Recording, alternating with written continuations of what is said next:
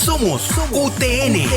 Hola queridos amigos, queridas amigas, bienvenidos una vez más a un programa de Sapere Aude, conversando con los grandes escritores. Les recuerdo, como lo hago siempre, que la expresión latina Sapere Aude significa atrévete a pensar o atrévete a saber. De manera que esto es un pequeño desafío y también una invitación para la aventura del pensamiento, de la mano de nuestros más grandes escritores. Y hoy he decidido volver, porque ya lo hemos tocado en programas anteriores, a nuestro gran cuentista Carlos Salazar Herrera, nuestro cuentista por excelencia, por antonomasia. Don Carlos Salazar Herrera es una figura inmensa de las letras costarricenses y un ciudadano múltiple, un artista múltiple. Figúrense ustedes que fue profesor de dibujo lineal y de perspectiva en la Facultad de Bellas Artes, en la Universidad de Costa Rica.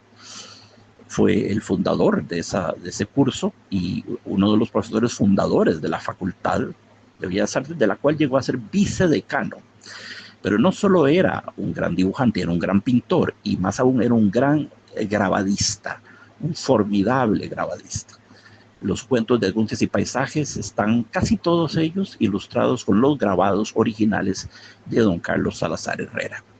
Es uno de sus libros que imponen la ilustración, ¿verdad? A nadie se le ocurriría ilustrar los cuentos de Angustias y Paisajes. Ya tienen la ilustración soberbia de don Carlos Salazar Herrera. Sería el caso también, por ejemplo, del Principito de Saint-Exupéry. Uno no concibe ese libro sin las bellísimas ilustraciones del autor.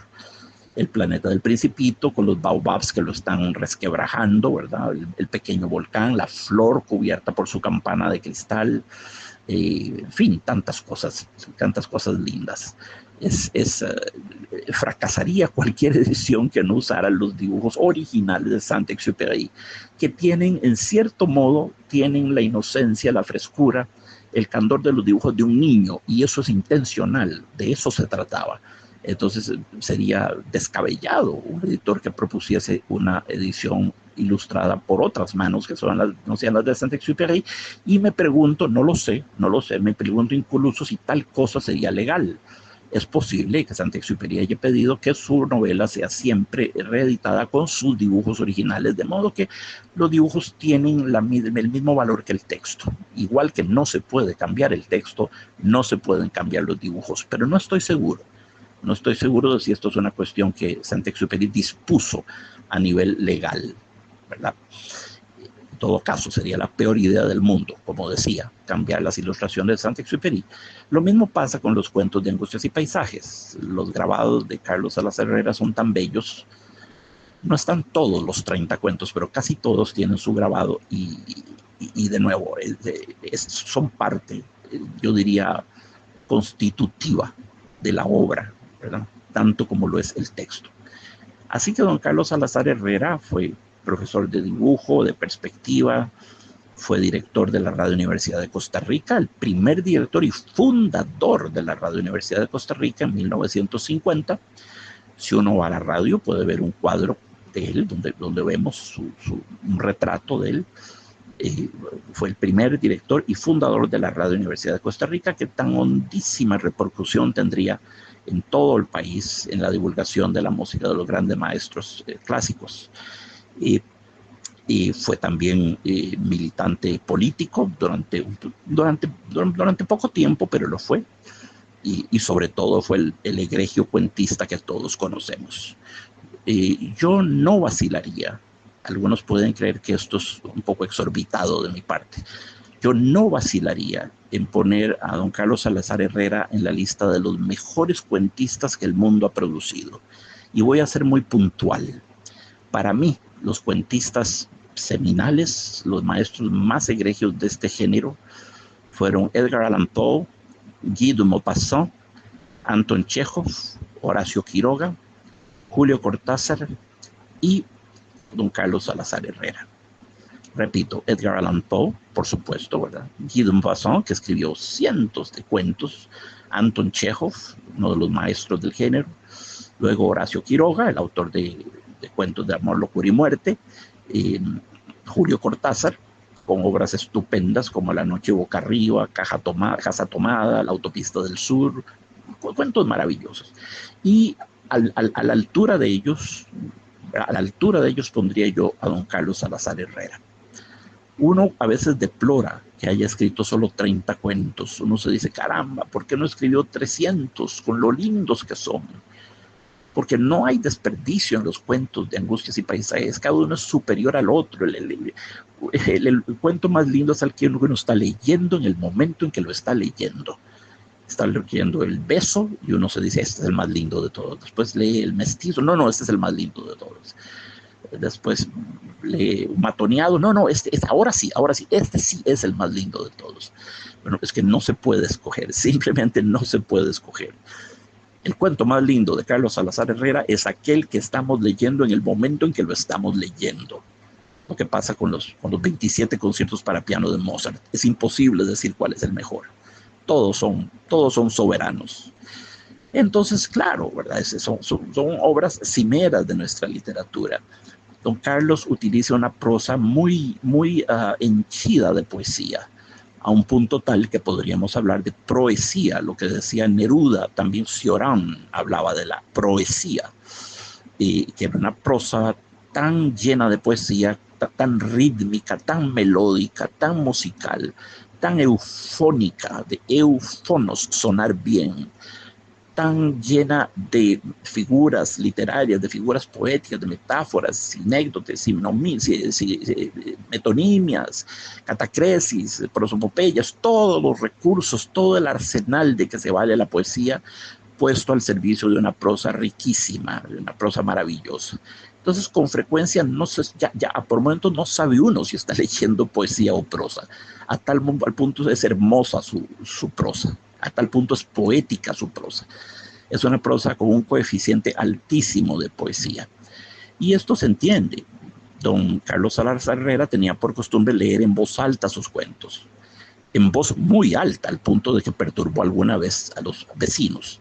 En el segundo piso de su casa se paseaba por su estudio de un lado para otro leyendo, repito, en voz alta sus cuentos. Esto era fundamental, porque esto le permitía detectar cualquier cacofonía, cualquier disonancia, cualquier frase que careciera de amplitud, que careciera de resonancia, ¿verdad?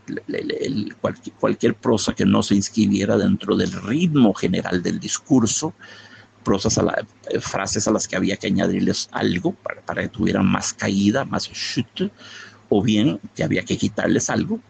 Y entonces es una prosa creada para ser oída. Un escritor tiene que oírse.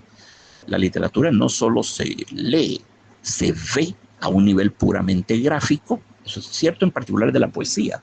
Se ve a un nivel puramente gráfico y se escucha también. Un escritor que no escucha su propia obra, pues no va a crear una buena obra, porque es necesario que la obra suene bien. Cuando nosotros leemos, aunque leamos en silencio, siempre seremos capaces de detectar qué cosa no funciona, ¿verdad? En la prosa. Y esto solo nos permite entenderlo la lectura en voz alta, en la medida en que la literatura es como la música, es preciso oírla. Repito, la literatura no solamente se lee, se ve, ¿verdad? Él propone un gráfico, propone un dibujo. La escritura es un dibujo, ¿verdad? Y podríamos decir que todo dibujo es una escritura también. Jean Cocteau suscribía a esta noción. La escritura es un dibujo, se ve, se lee y se oye. Y lo que puede andar mal en una frase, por ejemplo, solo nos lo permite descubrirlo la lectura en voz alta, la lectura musical, la lectura sinfónica de la frase. Ahí de inmediato saltan a la vista las cositas, las imperfecciones, las asperezas que deben ser pulidas, que deben ser limadas. Entonces, don Carlos escribía oyéndose al mismo tiempo. Y esto es una de las razones de su soberbia prosa, ¿verdad? De su bellísima prosa. De modo que todo eso fue don Carlos Salazar Herrera, cielo santo, fue dibujante, profesor de perspectiva, de dibujo lineal, pintor, grabadista, director de la Radio Universidad de Costa Rica, fundador de la Facultad de Bellas Artes y escritor de los cuentos de Angustias y Paisajes. La primera versión de los cuentos, que era un volumen que tenía 27 cuentos, es de 1947. La segunda es de 1963. En la versión de 1963, que es la que circula hoy en día, don Carlos añadió 3 cuentos para cerrar la cantidad en 30. De modo que hay 30 cuentos de angustias y paisajes. En el 64, un año después de esta segunda edición, le fue conferida con toda justicia esa gran distinción que es el Premio Magón, que es un galardón concedido a los más grandes pensadores, científicos, artistas, creadores, los hombres y mujeres que han ennoblecido, ¿verdad? Que han dignificado nuestra vida con su aporte.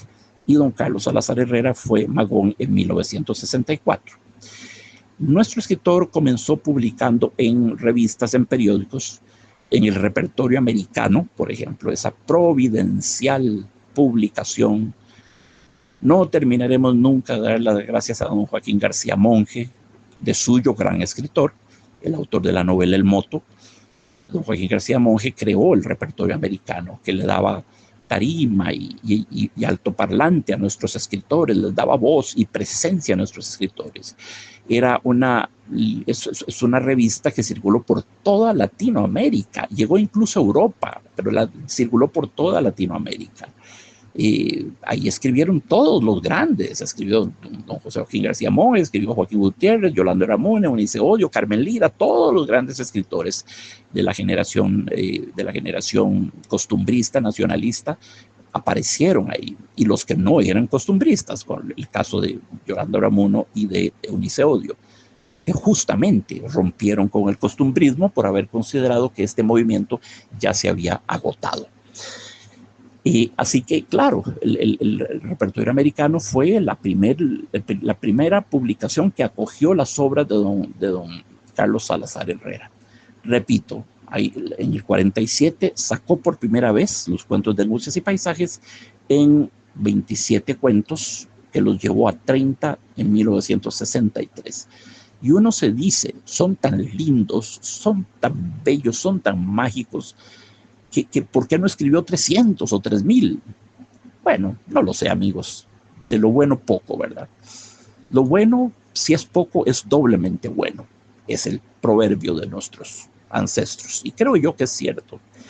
Sí, son extraordinarios cuentos, claro que sí, son extraordinarios. Don Carlos escribió otras cosas, escribió los 3 cuentos largos, que no tienen nada que ver con los cuentos de angustias y paisajes, es otra estética, es otro estilo, es otra temática. Escribió otros cuentos también, incluso cuentitos anteriores a los cuentos de angustias y paisajes. Todo lo que hizo es bueno, todo lo que hizo es excelso, pero por supuesto, es sobre todo por los cuentos de angustias y paisajes que la gente lo recuerda y lo quiere. Por eso es un escritor muy querido, muy querido. Cultiva en este volumen don Carlos Salazar Herrera lo que se llamó el costumbrismo, el habla campesina, los modismos, los localismos, los regionalismos del habla campesina, en todos ellos. ¿Quiénes eran los grandes maestros del costumbrismo? Bueno, por supuesto, Aquileo Echeverría con sus concherías, Magón con el Cris de Sol, ¿verdad? Y con la propia. Luego todos los escritores de la primera mitad del siglo XX. Joaquín García Monge, Carmen Lira, el Joaquín Gutiérrez temprano, Fabián Dobles, en fin, todos los escritores nuestros de la primera mitad del siglo cultivaron el costumbrismo.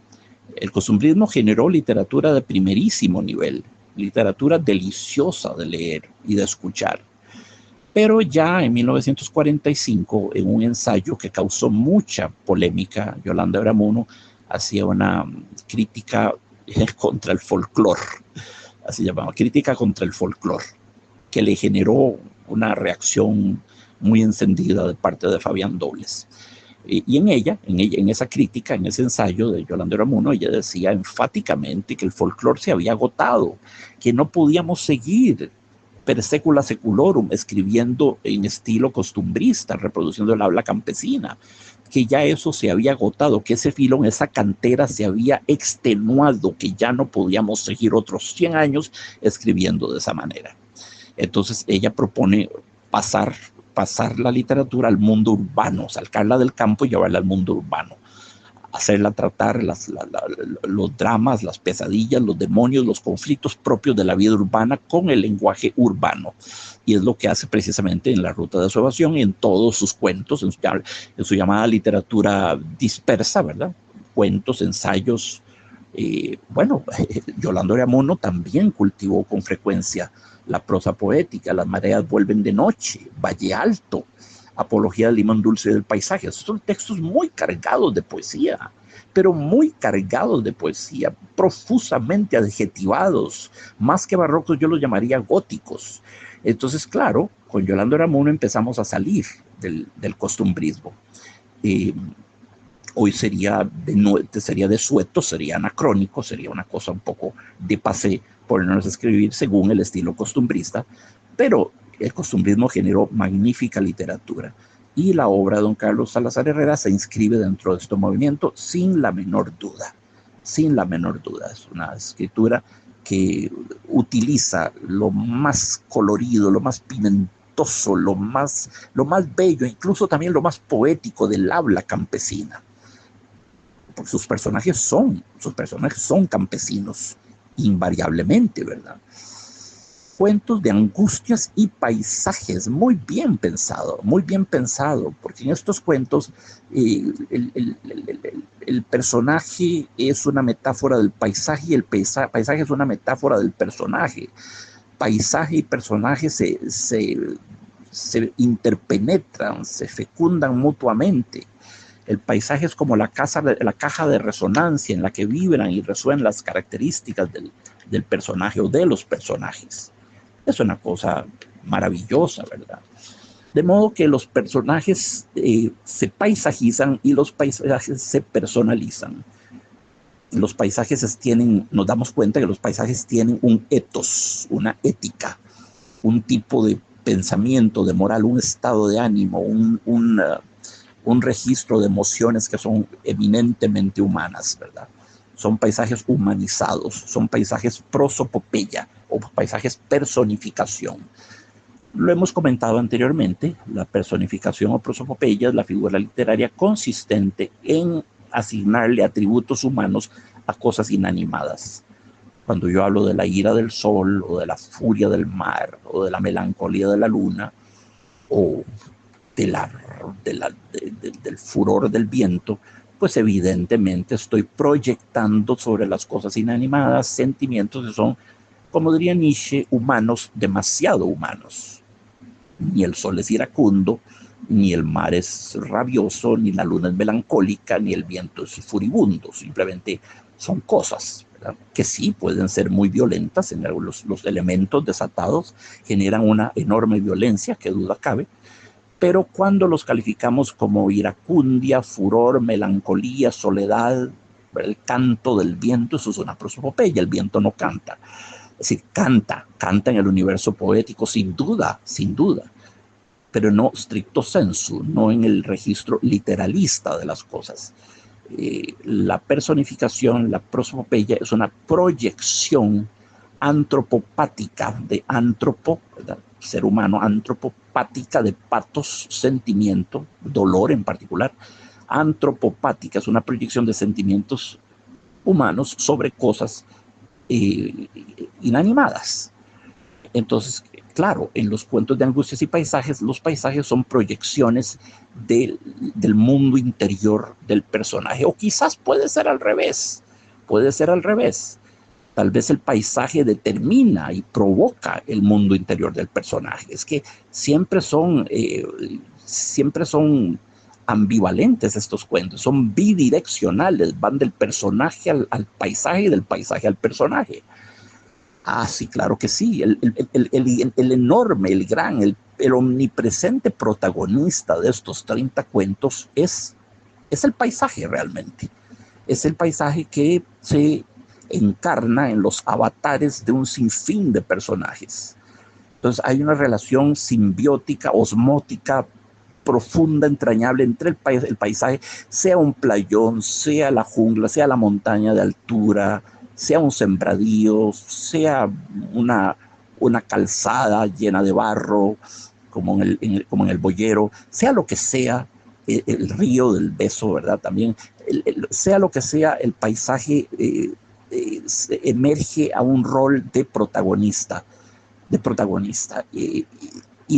paisaje es una continuación de lo que el personaje siente, pero el paisaje también determina eso que el personaje siente, de modo que es un vínculo íntimo, es un vínculo placentario, ¿verdad? El que existe entre el paisaje y el personaje en estos cuentos. De ahí que se llame hermosamente, y de manera un poco desconcertante para algunos, cuentos de angustias y paisajes, como los de Horacio Quiroga se llamaron cuentos de amor, locura y muerte, ¿verdad? Extraordinarios, extraordinarios. Horacio Quiroga fue indudablemente una de las influencias más palpables de Carlos Salazar Herrera. Y como ya les dije, pongo a los dos entre los más grandes cuentistas de la historia. Repito, Edgar Allan Poe, Guy de Maupassant, Anton Chekhov, Horacio Quiroga, Julio Cortázar y Carlos Salazar Herrera. Sí, lo pongo a la altura de esos gigantes, sí, sin la menor vacilación, lo ubico en ese nivel. Creo que sus cuentos no tienen nada que envidiarle a los de estos inmensos precursores y contemporáneos, ¿verdad? Don Carlos nació, como les decía, en 1906, murió en 1980, vivió 73 años y recibió el premio Magón en 1964. Era un ciudadano múltiple, era un hombre poliédrico. Imagínense ustedes un poliedro, la figura geométrica del poliedro. Tenía muchas caras, se caracterizaba por muchas caras. Don Carlos era multifacético, como ya lo hemos visto, multifacético. Un hombre extraordinario, un artista extraordinario, una pluma bendecida, y bueno, para siempre ligado a estos cuentos de angustias y paisajes.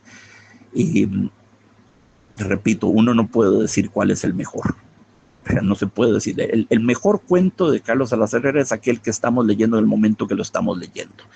Me pasa lo mismo con los 27 conciertos para piano y orquesta de Mozart. Estoy oyendo el 17, me digo, este es el más lindo de todos, pero luego oí el 21, no, este es el mejor de todos, luego el 23, no, ahora sí, este ya definitivamente es el mejor de todos, de pronto el 25, no, este es el mejor de todos. Son tan bellos, son tan irreductiblemente bellos, que no hay forma de decir cuál es el mejor. El mejor es aquel concierto que uno esté oyendo en el momento en que lo esté oyendo, siempre será así. Ya yo desistí de tratar de establecer ninguna jerarquía en ese corpus de obras maestras maravillosas. Y lo mismo digo de los 30 cuentos de angustias y paisajes. Imposible decir cuál es el favorito. El favorito quizás, pero el mejor, que supone una constatación de orden objetivo, no subjetivo, no, eso no lo podemos, nadie lo puede determinar. Quien diga eso no está en lo correcto, no deben prestarle crédito. El libro es homogéneamente bello, uniformemente bello.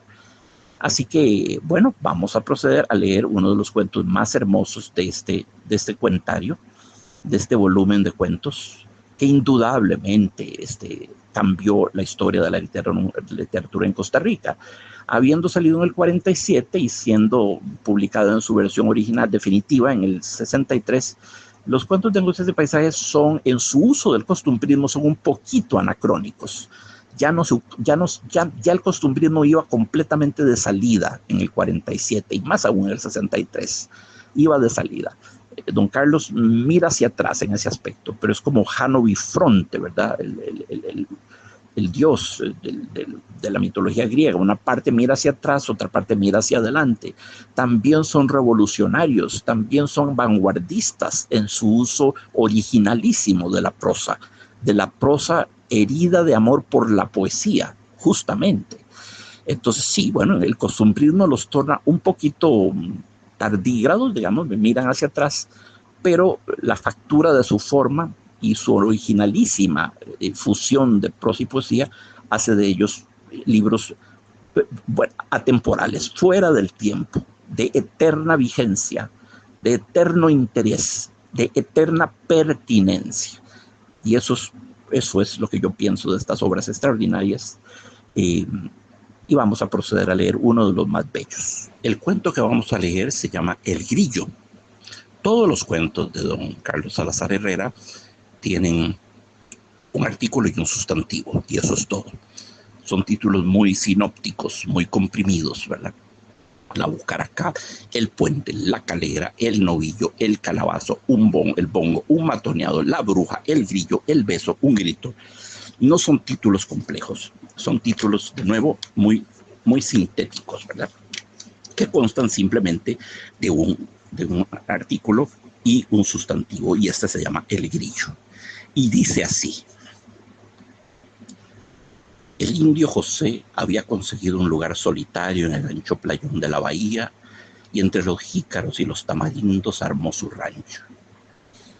En las grandes crecientes de marzo, el oleaje llegaba en pellones hasta los cimientos y todo el rancho se estremecía. Tampoco voy a poder dormir esta noche. Ese grillo me está volviendo loco. Durante la bajamar, allá muy lejos, desembarcaban las olas a empujoncitos y se tostaba el rancho inmóvil. El indio José bajó del tabanco, encendió la linterna y se puso a buscar el grillo para aplastarlo. Cho, es aquí, junto a la troja. Pero ya no sonaba junto a la troja. Este rancho es una desgracia, dijo, y dio un puñetazo en el tabique que hizo crujir la armazón. El grillo guardó silencio y el hombre se fue a acostar. Unos segundos después volvió el cuchillo, volvió el chillido, agudo, obstinado, intermitente. El indio José padecía de insomnio. A ratos caminaba y caminaba tras el sueño. A ratos se tendía en el tabanco y apretaba con rabia los párpados. Ya le echaba las culpas al grillo, ya le echaba las culpas al rancho. Finalmente se acercó sin querer el verdadero motivo de sus angustias.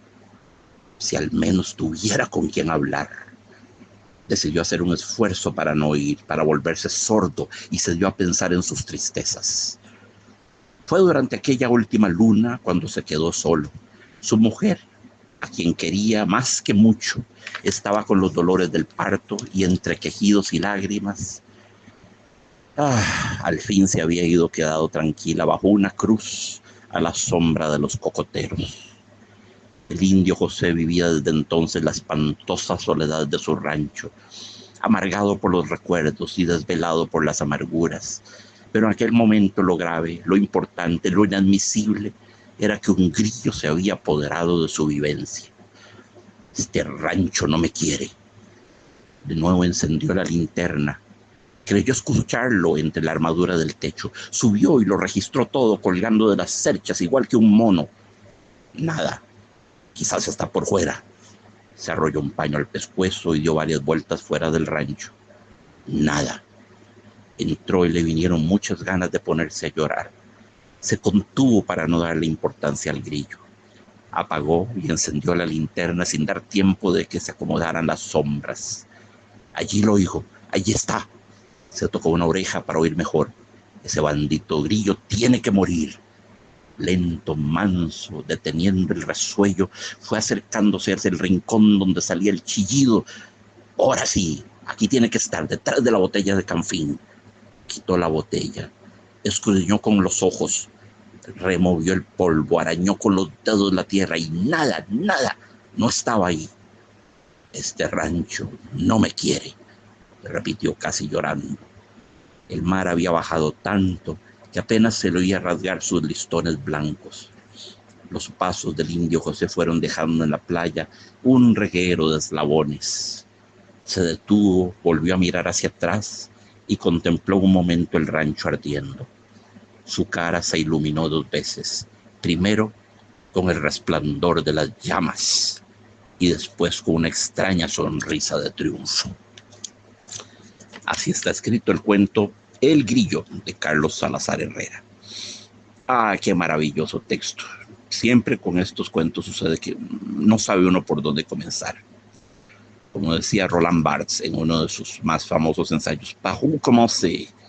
¿Por dónde comenzar? Bueno, hablemos del protagonista, el indio José. Eso es todo lo que sabemos. El indio José, no hay apellido, no sabemos de su edad, de su procedencia, de su pasado. Sabemos que estuvo casado con una mujer a la que amó más que mucho, nos dice don Carlos Salazar Herrera, a la que amó más que mucho, pero que había muerto durante el parto y con ella el chiquito, y estaba enterrada ahí nomás. en el propio playón, ¿verdad? Tranquila bajo una cruz a la sombra de los cocoteros. De modo que, a ver, la tragedia radical, y cuando uso el adjetivo radical, recuerdo su etimología de raíz, ¿verdad? De raíz, la tragedia radical es la soledad profunda, abismal, irremediable. ¿Qué tipo de soledad? Pues todas. El gran filósofo y antropólogo Max Scheler, gran filósofo alemán, bueno, el creador de lo que se llamó la antropología filosófica, hablaba de 3 tipos de soledad. Primero, la soledad física. Un hombre perdido en medio del desierto del Sahara está físicamente solo. Luego, la soledad social. Un hombre en medio de una ciudad de 10 millones de habitantes, pero donde no habla el idioma del lugar, no conoce a nadie, no tiene parientes ni amigos, no sabe ni dónde está la embajada de su país, no sabe nada. Bueno, ese hombre no está físicamente solo, es evidente, está rodeado de 10 millones de habitantes, pero está socialmente solo. La tercera forma de la soledad es la soledad moral.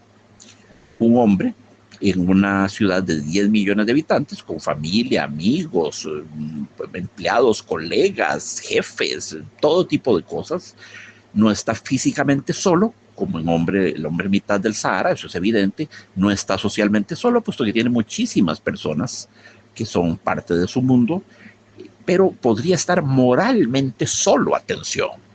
Si todas sus axiologías, su axiología ética, su axiología moral, axiología política, axiología religiosa, axiología estética, todos sus sistemas de valores, y todos esos sistemas de valores nadan a contracorriente, a contrapelo del sentir de toda la sociedad, y nadie está con él, ese hombre está moralmente solo. Para Max Scheler, esta era la más terrible de las soledades, la soledad moral. Entonces, claro, un hombre moralmente solo es, como decía Ortega y Gasset, ¿verdad? Ser diferente es ser indecente, decía Ortega y Gasset, pero atención, lo decía de manera irónica, no lo tomen en el registro literal, esto es de manera irónica. Decía, ser diferente presupone siempre ser indecente. Lo van a señalar a uno, lo van a criticar, lo van a aislar, van a hablar mal de uno, etcétera, etcétera, etcétera. Entonces, bueno, el indio José no está moralmente solo. Para estar moralmente solo tienes que estar inserto en una sociedad que vibra de manera diferente de lo que el individuo vibra. Y el indio José no tiene sociedad. Su único acompañante, paradójicamente e irónicamente, y una ironía cruel, humor negro, es el maldito grillo que lo está volviendo loco. Ese es su único compañero. Perdió a su esposa, vive solo en un playón. Esto no es un detalle frívolo. No. La soledad frente al mar es quizás más solitaria, si cabe, porque el mar es un trasunto del infinito, el mar es la eternidad, ¿verdad? Como decía el conde de Maldoror, decía el mar siempre idéntico a sí mismo y sin embargo siempre cambiando. Qué interesante eso, qué hermoso, ¿verdad? Porque el mar es el cambio permanente, como el río que fluye. Y sin embargo, en tanto que paisaje en general siempre es idéntico a sí mismo, excepto cuando hay fenómenos atmosféricos, tifones, huracanes, tormentas, ese tipo de cosas. Entonces él vive en un playón que él mismo construyó, el rancho sobra de él, en un playón, en un vasto playón, de frente al mar, de frente al infinito, a ese infinito inhabitado. No llega nadie por ahí, no llegan barcos, no tenemos noticia de que nadie venga del lado del mar. Está frente a la infinitud y solo. Su esposa murió, lo dejó sumido en la soledad. Y además es un hombre que padece de insomnio. Muy importante esto. Es un detalle muy importante. El insomnio es una dolencia sumamente grave. Sumamente grave. Un hombre puede durar 72 horas sin dormir, no más que eso. Después de 3 días de privación de sueño, el insomnio es letal, es mortífero. Un ser humano privado de sueño por más de 3 días se puede suicidar en cualquier momento, ¿verdad? El cuerpo humano evidentemente genera, con el insomnio genera adrenalina, genera dopamina, genera noradrenalina, se produce de inmediato la intolerancia a la glucosa, el apetito se cancela, porque el organismo va, por así decirlo, apagando todos los fuses, ¿verdad? Entonces, el apetito es el primero de ellos. Desde el agotamiento terminal del insomnio ya no hay ni siquiera apetito, porque el cuerpo está viviendo con lo mínimo, está economizando lo mínimo, no tiene ni siquiera energía para generar apetito. Entonces hay también un problema de inanición que se da concomitantemente. Se empiezan a producir alucinaciones, espejismos, alucinaciones terribles, una confusión entre lo que es la realidad y lo que es la imaginación. Tendencias, sí, suicidas, por supuesto, fijaciones suicidas. Con más de 3 días de privación de sueño, un hombre probablemente va a matarse. Es una forma de terminar con la vida, es más expeditiva que la privación de comida. Es más grave la privación de sueño. De hecho, es uno de los métodos de tortura más crueles y más terribles, ¿verdad? En los calabozos en los regímenes dictatoriales de derecha o de izquierda, es privar al prisionero de sueño, no dejarlo dormir. Ponerle a todo volumen un aparato que hace un ruido infernal, de modo que no pueda dormir. Ese acto bendito, providencial del sueño, en el cual el cuerpo se autorregula, la psique se autorregula, el cuerpo se autoestabiliza y se autosana, como el organismo autopoiético que es, autopoiesis, autocreación. Ese es un paradigma importantísimo, biológico, creado por Goodwin, Maturana y Valera, por los tres. El paradigma autopoiético, dícese de aquellos organismos que se autorregulan, se autosanan, se autoestabilizan, y haciendo esto también regulan el entorno, el ecosistema. El caso típico, las plantas. Las plantas son organismos autopoiéticos, absorben todo el dióxido de carbono, ¿verdad? Y sueltan oxígeno, nos regalan oxígeno, absorben los gases irrespirables tóxicos y nos devuelven al oxígeno y purifican la atmósfera. De modo que sanándose a sí mismas, sanan también el entorno. Eso es lo que hace un organismo autopoiético. El cuerpo humano, por supuesto, es autopoiético. Se sana a sí mismo, tiene todo un complejo sistema, ¿verdad? Que propende la autosanación. Tan pronto somos víctimas de alguna enfermedad, todos nuestros órganos, todos nuestros sistemas corren a verse. Es como una sirena de alarma, todos corren a autorregular el cuerpo, a autoestabilizar el cuerpo, a devolverle la salud, a hacerlo convalecer. Pero bueno, hay cosas que no se pueden, ¿verdad? Como les digo, quedar sin sueño durante más de 3 días ya puede generar todo tipo de trastornos psíquicos, en cuenta alucinaciones, cosas infernales, cosas terribles, ¿verdad? El récord de personas que no han dormido y están en Guinness Record, en el Guinness Book, es de 11 días sin dormir, y francamente no sé cómo lo hizo. No sé cómo lo hizo este infeliz ciudadano, ¿verdad? 11 días sin dormir. Ya con una noche sin dormir, uno está completamente descalabrado, dislocado, desestabilizado. Como les decía, se pierde el apetito, la visión se enturbia, la escucha, los sentidos, todos comienzan a trabajar a media máquina, todo se va apagando, ¿verdad? Todos los interruptores se van apagando del sistema. Se genera, como decía, secreción de adrenalina, taquicardia típicamente, ¿verdad? Y muchas cosas terribles. Y el indio José padecía de insomnio. En ese lugar inhóspito, en ese lugar desierto, que Carlos Salazar Herrera escogió con impecable criterio, una enorme playa solitaria. ¿Puede haber algo más solitario que eso? Quizás el desierto, sí, no estoy seguro. Una inmensa playa desierta, ¿verdad? Y él solo en su rancho que él armó, y allá en el fondo el sonido monocorde, isócrono de las olas, ¿verdad? De las olas que, como dice él, hermosamente desembarcaban allá a lo lejos. Otra personificación, otra prosopopeya, las olas no desembarcan, eso lo hacen los seres humanos. Pero ahí está, el autor está personificando, está humanizando las olas que desembarcan y crean un rumor permanente, ininterrumpido, apagado, distante, ¿verdad?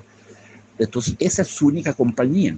El sonido isócrono. Isócrono quiere decir que sucede, isócronos, que sucede en intervalos regulares, ¿verdad?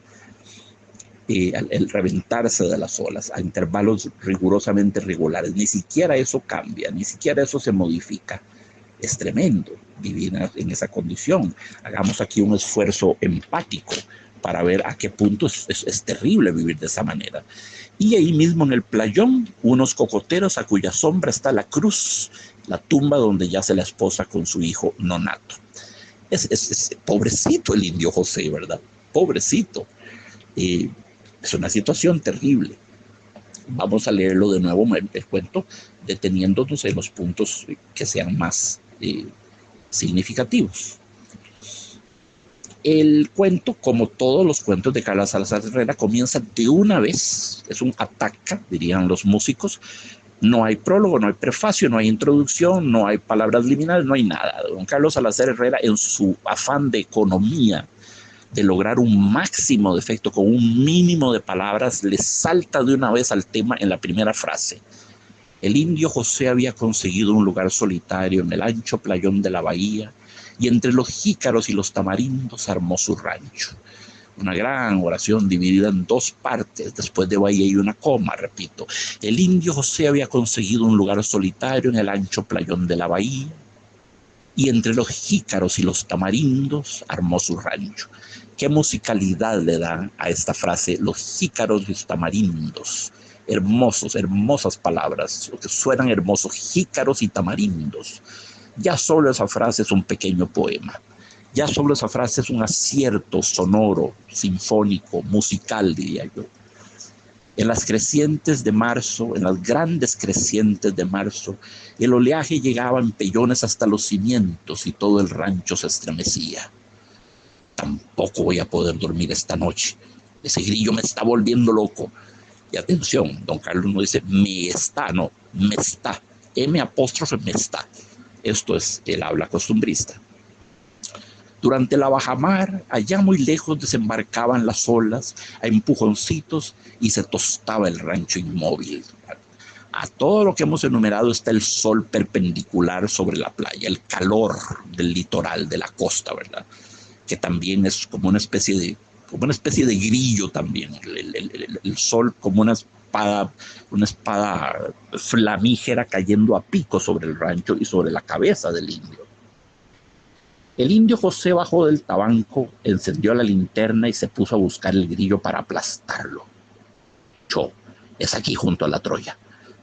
La expresión cho es una expresión que se usa mucho, no en toda Latinoamérica, atención. Cho es una manera de decir, de expresar insatisfacción, no estar de acuerdo, ¿verdad? Cho, eso no es así. Cho, sí, pienso más bien que esto es asá, etcétera, etcétera, etcétera. Su manera de expresar desacuerdo, ¿verdad? De expresar frustración, de expresar que tu pensamiento no es como lo que el interlocutor acaba de decir. Cho, es aquí junto a la troja, ¿verdad? Es casi en cierto modo un juramento, es casi una palabrota. Cho. Sí, se usa en Costa Rica, por supuesto se usa en Bolivia, en Honduras, en México, en Nicaragua, en Panamá, y allá en el sur se usa en Perú y en Venezuela. Se usa en unos pocos, bueno, y en Bolivia. Se usa en unos pocos países de Latinoamérica. Les repito, en Bolivia, Perú, Venezuela, Honduras, Nicaragua, Panamá y México. Y Costa Rica, por supuesto. Es un costumbrismo, es un localismo, ¿verdad? Es un regionalismo. Entonces, el indio exclama, Cho, es aquí junto a la troja. La troja es la alforja, ¿verdad? Es la alforja. Pero ya no sonaba junto a la troja. Este rancho es una desgracia, dijo, y dio un puñetazo en el tabique que hizo crujir el armazón. En todo el cuento vemos que hay frases y exclamaciones del indio, a menudo no están señaladas, no dice dijo el indio, o exclamó el indio, o rugió el indio, ¿no? A menudo simplemente están sueltas, ¿verdad? Por ejemplo, tampoco voy a poder dormir esta noche. Ese grillo me está volviendo loco. Ahí don Carlos Salazar Herrera no incluye ninguna acotación, no incluye ninguna observación. Dijo el indio, nada de nada. Simplemente surgen así, inserta dentro del discurrir de la prosa del cuento. Así que otras veces sí lo señala. Este rancho es una desgracia, dijo, y dio un puñetazo en el tabique que hizo crujir el armazón. El grillo guardó silencio y el hombre se fue a acostar. Unos segundos después volvió el chillido, hermosa palabra, el chillido, que es una onomatopeya, ¿verdad? Chillido, como chirrido, chillido con la I, la doble chillido, es una palabra que suena feo, que suena ríspida, áspera, disonante y que suena sobre todo aguda, porque la I siempre evocará lo agudo. Recuerdo hablar alguna vez con don Joaquín Gutiérrez, de quien tuve el privilegio de ser alumno.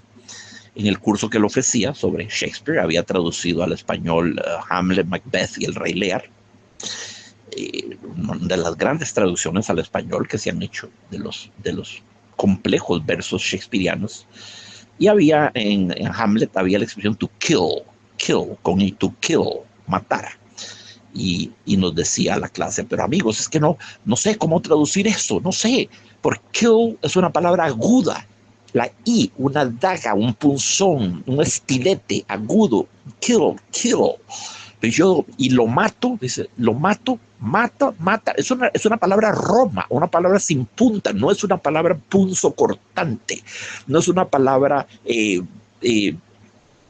digamos, no hay en ella filo, mata, no, necesitamos una I, ¿verdad? Como algo que sea una onomatopeya, es decir, una metáfora sonora del ruido actual que estoy yo tratando de recrear, o del acto que estoy tratando de matar. Kill es una palabra ciertamente, es como una daga, ¿verdad? Es una palabra puntiaguda. Matar no, ni lo sería asesinar, ni, en fin, no funciona. Eso lo han sentido muchos grandes escritores, no solo Shakespeare, don Joaquín Gutiérrez. Mallarmé tiene un poema entero, el soneto del cisne, que lo han llamado a veces sinfonía en I mayor, sería en I menor más bien, donde casi todo el poema hace uso de la I por todas partes, porque evoca la muerte del cisne que está prendido en un glaciar, ¿verdad? Es una situación terrible, la de nuestro cisne. Y Mallarmé tiene también otro poema, el famoso poema en X, en Y y Z, que también usa las Is. El propio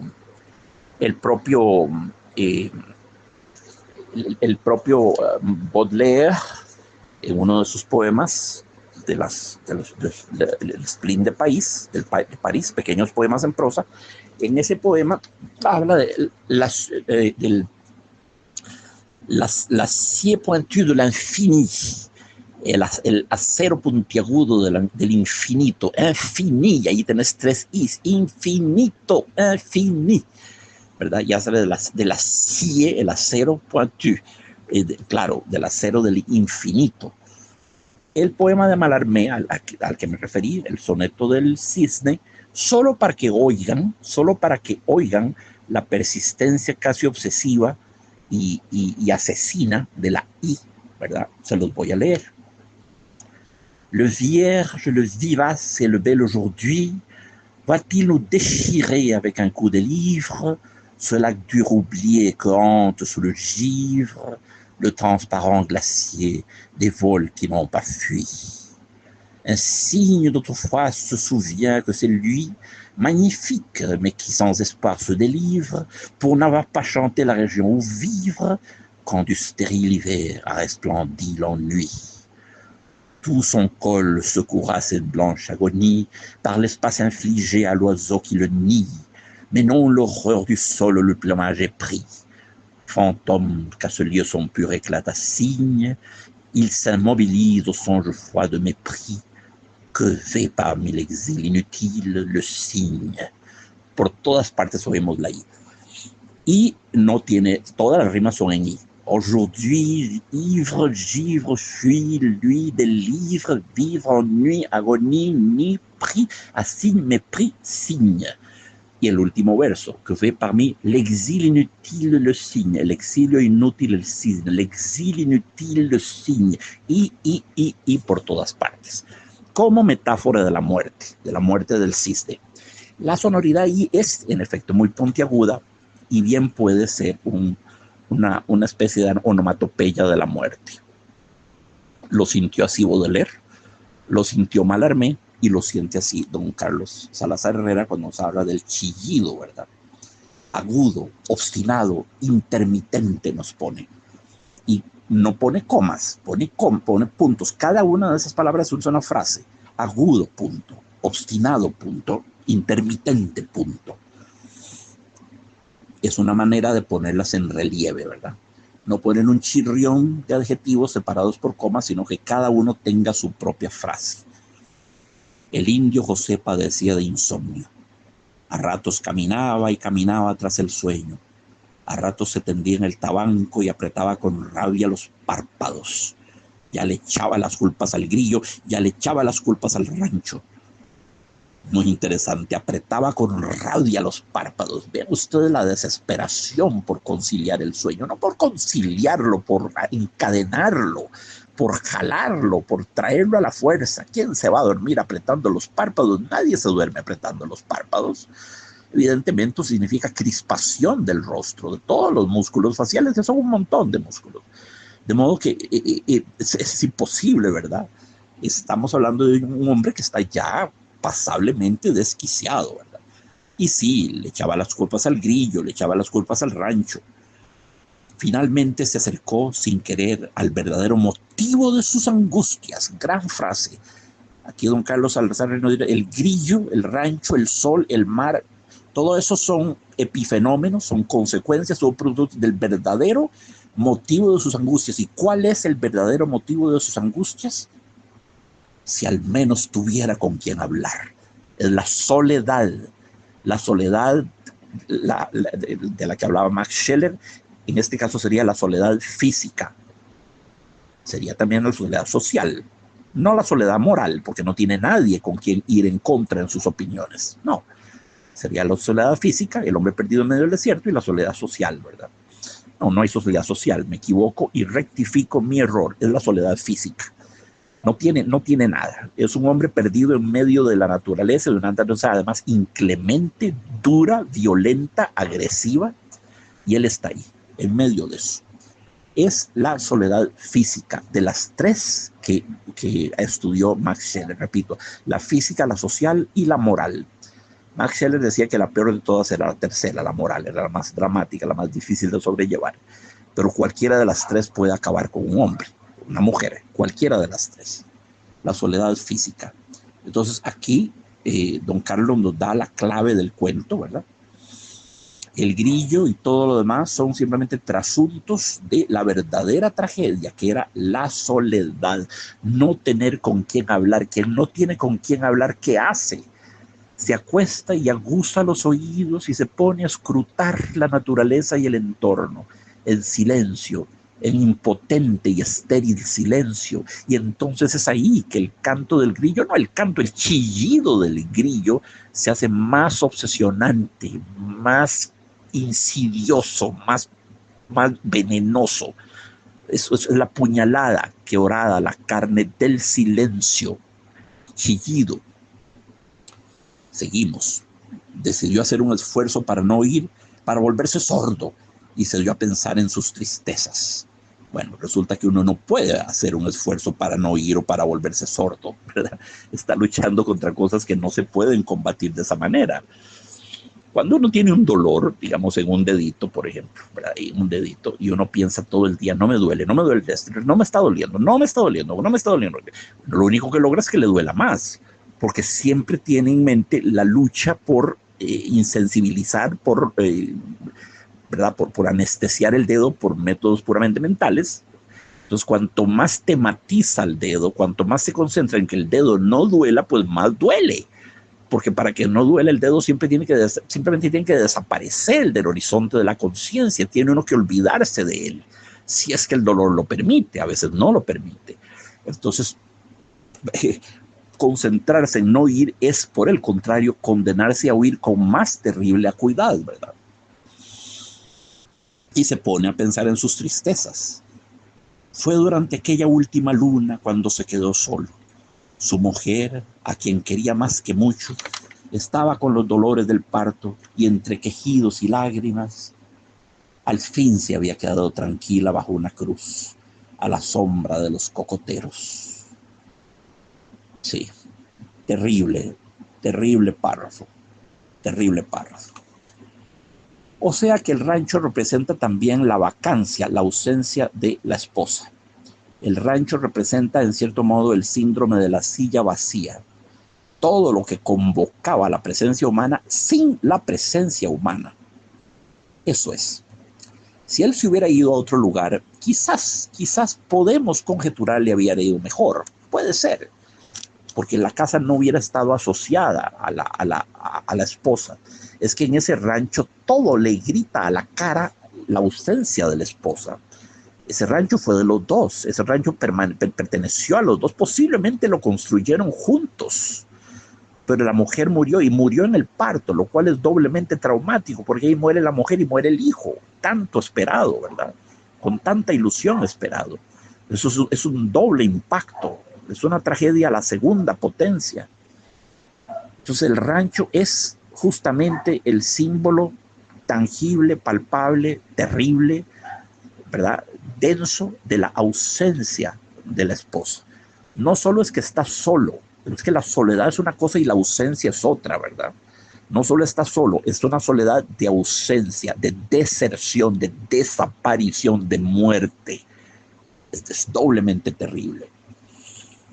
El indio José vivía desde entonces la espantosa soledad de su rancho, amargado por los recuerdos y desvelado por las amarguras. Pero en aquel momento, lo grave, lo importante, lo inadmisible, era que un grillo se había apoderado de su vivienda. Sí, el grillo es un invasor, es un alien, es una especie de monstruo que está ahí, aposentado en su vivienda, en su sancta sanctorum, ¿verdad? En su recinto. Una vivienda es sagrada siempre. Una vivienda es una casa, es un lugar, es un espacio de sacralidad, es un espacio sacramental, es sagrado, pero el grillo lo está profanando. Atención cómo don Carlos reitera la noción del amargor. El indio José vivía desde entonces la espantosa soledad de su rancho, amargado por los recuerdos y desvelado por las amarguras. La amargura está en los recuerdos y está en los desvelos, ¿verdad? Está en el insomnio. Es un insomnio de dolor, de recuerdos dolientes. No, este indio es un descomunal héroe trágico, ¿verdad? Y todo eso, todo ese malestar, esa soledad, esa ausencia, todo eso se ha, por así decirlo, condensado en el chillido del grillo. El chillido del grillo no vale por él mismo, no dudo que fuera desagradable, pero no, el chillido del grillo es mucho más que el chillido del grillo. El chillido del grillo encapsula todo el dolor de su vida, toda la soledad, toda la ausencia de su vida, todo el aislamiento, la lejanía espacial, porque no tenemos noticia de que cerca haya la menor traza de lo humano, ¿verdad? Como diría Saint-Exupéry en El Principito, está a más de 1000 millas de toda tierra habitada. Plus de 1000 lieues de toute terre habitée, más de 1000 millas de toda tierra habitada. Y todo eso se condensa en ese obsesionante chillido del grillo. Este rancho no me quiere, dice varias veces el indio. Bueno, ahí estamos en otra instancia maravillosa de personificación, de prosopopeya, de una etopeya en este caso. Voy a explicar a qué me refiero. El rancho es una cosa inanimada. Ni quiere ni deja de querer, no tiene sentimientos. Todo lo que pueda tener el rancho, de nuevo, es una proyección antropopática del habitante, que es el indio.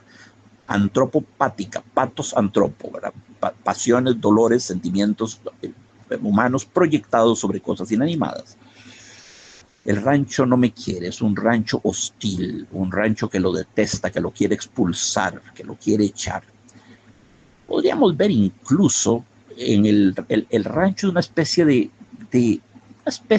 útero que no es acogedor, no es hospitalario y quiere expulsar a su residente. De la misma manera en que quizás sucedió con la esposa y el hijo.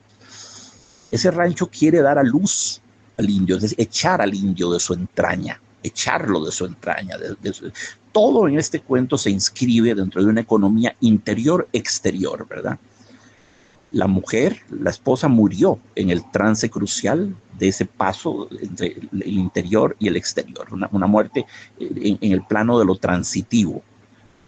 Igual, la presencia del indio en el rancho le ha hecho sentir que no lo quiere, que lo quiere expulsar, que lo quiere fuera de su entraña. Es una especie de segundo parto letal el que va a suceder, excepto que en este caso el indio le va a prender fuego al rancho, ¿verdad? Lo va a incendiar. Este rancho no me quiere, se dice. Este rancho lo atormenta, lo tortura, le produce desvelos, insomnio, le recuerda constantemente su soledad. Entonces es claro que es una prosopopeya y es una etopeya. Etopeya es de etos. Es cuando esa personificación, esa prosopopeya, esa dotación de cualidades humanas a un objeto inanimado, cuando ese proceso se da al nivel de lo ético, cuando al objeto se le atribuye una ética, una moral, un pensamiento particular. El rancho no me quiere, es un rancho que odia, que desprecia, que quiere expulsar, es un etos, ¿verdad? Es un etopeya es la palabra para designar ese subtipo de personificación o prosopopeya son lo mismo, personificación o prosopopeya son lo mismo. Y la etopeya es cuando los atributos humanos que se le proyectan al objeto son de tipo ético. El rancho no me quiere, es un rancho odioso. De nuevo encendió la linterna. Creyó escucharlo entre la armadura del techo. Subió y lo registró todo, colgando de las cerchas, igual que un mono. Nada. Quizá está por fuera. De nuevo, no fuera, sino fuera, con J, ¿verdad? De nuevo, don Carlos no nos pone aquí, ¿verdad?, que expresó furibundo el indio. No, simplemente nos pone la rayita de acotación, la rayita no de acotación, de diálogo, vuelve al margen, punto y aparte, sangría y rayita de diálogo, y pone este rancho no me quiere entre signos de exclamación. Linda expresión. El rancho, el indio está además resentido con ese segundo seno materno que lo quiere expulsar, ¿verdad? Entonces, sí, quizás está por fuera. Se arrolló un paño al pescuezo y dio varias vueltas fuera del rancho. Nada. Entró y le vinieron muchas ganas de ponerse a llorar. Se contuvo para no darle importancia al grillo. Apagó y encendió la linterna sin dar tiempo de que se acomodaran las sombras. Linda metáfora. Las sombras no se acomodan, eso lo hace un gato, lo hace un ser humano, ¿verdad? Es un zoomorfismo o una personificación, de nuevo. Es como cuando habla de que las olas desembarcaban allá en lo lejos. Hermoso, no hay posibilidad de hacer poesía sin las prosopopeyas o personificaciones o humanizaciones. Entonces, claro, apagó y encendió la linterna sin dar tiempo de que se acomodaran las sombras. Este apagar y cerrar la linterna, ¿qué les recuerda?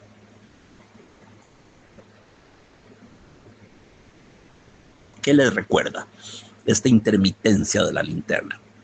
Bueno, es una señal luminosa. Las señales luminosas que emiten los barcos que están a la deriva, que están naufragando, los exploradores perdidos en mitad del desierto de la jungla lanzan señales luminosas, lanzan fuegos de artificio y hacen señales luminosas, son señales de socorro, son SOS cifrados en el lenguaje de las luces, de la luz y la intermitencia la luz, la oscuridad la luz, la oscuridad la luz. Puede funcionar como un código Morse también, ¿verdad? Así que, claro, esto en cierto modo es una llamada de auxilio, ¿verdad? Allí lo oigo, ahí está. Se tocó una oreja para oír mejor. Ese bandido grillo tiene que morir. Lento, manso, deteniendo el resuello, fue acercándose hacia el rincón de donde salía el chillido. Atención cómo don Carlos le imprime a su prosa el tempo del movimiento del indio.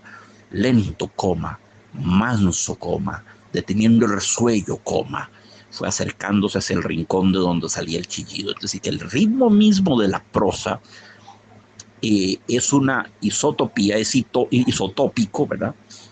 Es morfológicamente análogo al tiempo que les está describiendo. Las comas pausan, ralentizan el relato. Lento, coma, manso, coma, deteniendo el resuello, coma. No suele ser el indio el que ralentiza su movimiento de felino, de gato al acecho, ¿verdad?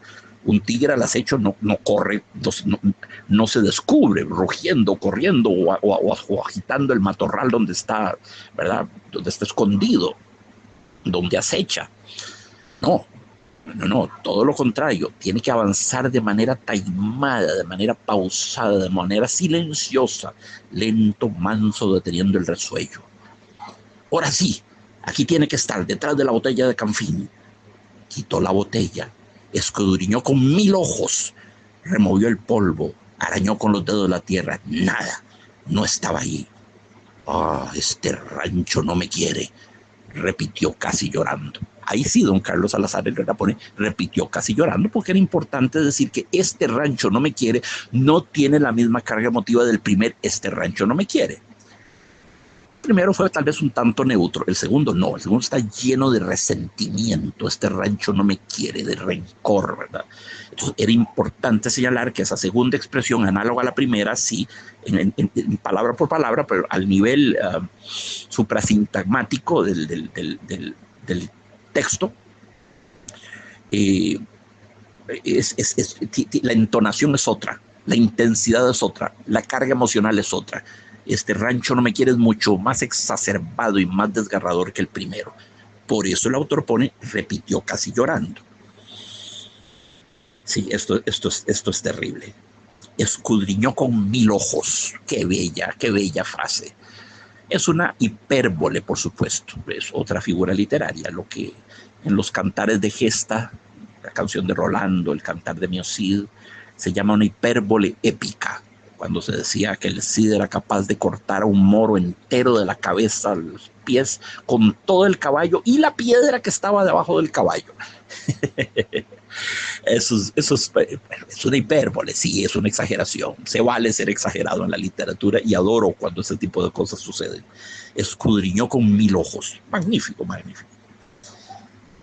El mar había bajado tanto que apenas se le oía rasgar sus listones blancos. Otra prosopopeya, ¿verdad? Otra personificación. El mar rasgando sus listones blancos. Su ropa, ¿verdad? Los pasos del indio José fueron dejando en la playa un reguero de eslabones. Atención, la playa está el reventadero de las olas, eso genera espuma abundante, él va caminando ahí, los pies en la zona limítrofe entre la espuma y la arena, y como va vacilando, pues porque está insomne, por el amor de Dios, debe tener un montón de días de no dormir, su equilibrio es precario. Su equilibrio es incierto, entonces va dibujando, va garrapateando, va graficando sobre el texto de la arena, va dibujando, repito, imágenes como de eslabones de una cadena. ¡Qué impresionante! ¿Por qué una cadena? Bueno, porque el indio es un prisionero de su silencio, de su soledad, de la ausencia del grillo, del sol, de la marginalidad en que vive, ¿verdad? Es un prisionero del insomnio, es un prisionero del autotormento. Entonces, claro, cuando camina va oscilando como si estuviera borrachito, va oscilando y va dibujando con la espuma eslabones de una cadena terrible, de la cadena en la que se debate atrapado. Se detuvo, volvió a mirar hacia atrás y contempló un momento el rancho ardiendo. Su cara se iluminó 2 veces, primero con el resplandor de las llamas y después con una extraña sonrisa de triunfo. Si esto fuera una película, este sería un primer plano. La película terminaría con un primer plano del rostro del indio iluminado por 2 fuegos. El fuego real del rancho, el que le prendió, el que lo incendió, ¿verdad? y por otra parte el resplandor interno, el fuego interno de su rabia por fin saciada, de su sed de venganza por fin saciada, de este rancho que no me quiere, pues yo tampoco lo quiero y lo voy a destruir, lo voy a aniquilar. La consunción por el fuego lo voy a reducir a menos que cenizas, porque va a ser menos que cenizas, las cenizas se las va a llevar el mar, no va a quedar absolutamente nada, nada. En tierra las cenizas pueden quedar ahí, algunos maderos ardiendo quizás, pero este rancho va a quedar aniquilado. Cuando suban las olas, cuando suba la marea, se va a llevar todo lo que pudiera quedar del rancho, ¿no? Que lo condenó a la nada absoluta, ¿verdad? Entonces va dibujando eslabones sobre la espuma de la playa, de pronto se detiene y mira hacia atrás, una mirada retrospectiva, qué interesante, interesante, como quien contempla el paisaje de la totalidad de la vida. Dices, esta ha sido mi vida hasta ahora, esta ha sido mi vida. No sabemos qué edad tiene el indio, don Carlos no nos da el menor indicio. Podría ser un hombre de 60, 50, 40, 30, podría ser de 20 años, no lo veo tan joven yo, por lo menos lo veo cuarentón, por lo menos, tal vez más. Con lo cual su soledad se acrecienta, ¿verdad? Cuanto más viejo, más grande sería su soledad. La soledad de la senectud también es una soledad terrible, una soledad llena de pérdidas, llena de seres queridos que nos han dejado, llena de huecos, de agujeros negros, que como diría Stephen Hawking, una soledad llena de ausencias, ¿verdad? De vacancias, de sillas vacías. Entonces su cara se ilumina dos veces, primero con el resplandor de las llamas y después con una extraña sonrisa de triunfo. Lleva un incendio por dentro y ese incendio interior le ilumina el rostro de adentro hacia afuera. Como siempre en el cuento, todo se inscribe, como decía, en una economía interior-exterior, ¿verdad? Bueno, ahí tenemos al indio matando a su madre ingrata, infame y llena de odio. No nos dice en ningún momento, don Carlos Salazar Herrera es un escritor muy sutil, muy sofisticado cómo hacerlo. El indio corrió, encendió con el canfín, posiblemente, que tenía en la bodega, incendió el rancho. No nos dice eso, no nos dice eso. Hasta el puro desenlace del cuento nos enteramos que el indio optó por incendiar el rancho. Se detuvo, volvió a mirar hacia atrás y contempló un momento el rancho ardiendo. Hasta ahí como que no sabemos qué pasó. Cielo santo, habrá caído un rayo, lo habrá incendiado. Su cara se iluminó dos veces, primero con el resplandor de las llamas, y ahí sabemos que él lo incendió, y después con una extraña sonrisa de triunfo. Ahí queda clarísimo que él perpetró el incendio del rancho. Y con el rancho se morirá el grillo y se morirá la soledad y la angustia y el insomnio y todo. ¿Qué sucede ahora con el indio? ¿Cuál será su futuro? No tenemos la menor idea. Y esto es característico de los cuentos de don Carlos Salazar Herrera. Siempre quedan en cierto modo abiertos. Tenemos toda libertad para imaginar qué sucederá ahora con el indio. La prognosis no es muy optimista, ¿verdad? Ese hombre herido en la raíz misma del ser, proclive al insomnio, proclive a las obsesiones, ¿cambiará todo eso? ¿Logrará reescribirse reinventando al eliminar la escenografía? Eliminando la escenografía, el locus, el topos, el lugar, ¿logrará cambiarse a sí mismo? Evoco una vez más la formidable reflexión de Jean Cocteau. No por cambiar de castillo, amigos, van a cambiar de fantasmas. Repito, no por cambiar de castillo van a cambiar de fantasmas. Los fantasmas los lleva uno por dentro y van a salir en cualquiera que sea el castillo en que uno se vaya, o si pase de un castillo a una choza, o una casa, o un condominio, los fantasmas los lleva uno. Cambiar la escenografía no va a cambiar el mundo interior, no necesariamente por lo menos. Quizás ocurra de vez en cuando. Lo mejor es sanar uno adentro primero y después tal vez cambiar de escenografía. Hay gente que pasa viajando por todo el mundo y se muda de una ciudad a otra y a otra y a otra, asumiendo con cambiar los elementos exteriores, los elementos externos de su vida, la escenografía, el paisaje, con cambiar todo eso va a lograr cambiar lo que hay dentro de su corazón. No dudo que funcione de vez en cuando, pero no es necesario decir que esta no es la manera más correcta, más saludable, más adecuada, más aconsejable, ¿verdad? Recuerdo una famosa carta, una de las cartas de Licurgo, que era un discípulo de Sócrates, y en esa narra cuando llegó donde Sócrates, después de haber recorrido todo el mundo helénico, toda la cuenca del Mediterráneo, llega donde su maestro Sócrates y le dice: mi amado Sócrates, viajé por todas partes y la pasé muy mal. Estuve muy triste, estuve muy asustado, estuve muy angustiado, por doquier anduve. Y Sócrates le dice: pero no me extraña en lo absoluto, Licurgo. Viajaste contigo mismo. Llevaste como compañero de viaje a tu propia persona, atormentándote, el autoatormentador, ¿verdad? Porque este indio pobrecito, claro que ha sido golpeado por la vida, pero también es un maestro del autotormento, ¿verdad? Es un autotorturador, autosupliciador.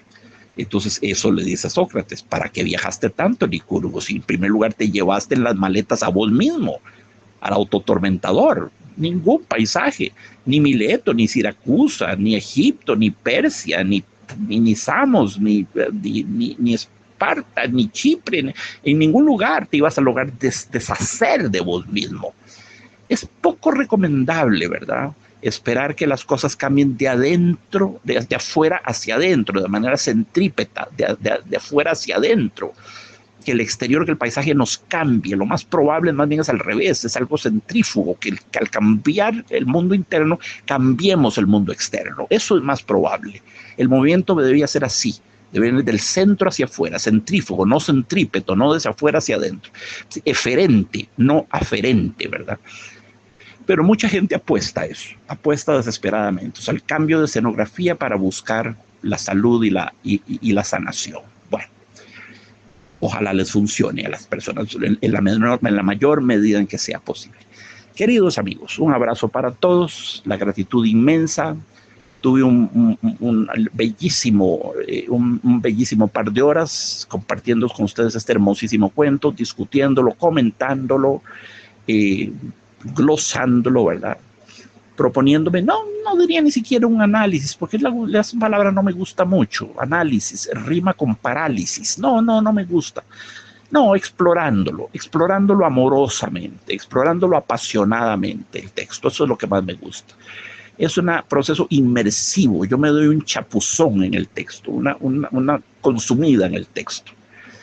Un abrazo para todos, con todo el cariño del mundo, toda la gratitud, y pronto les estaré enviando un nuevo programa de Sapere Aude, conversando con los grandes escritores.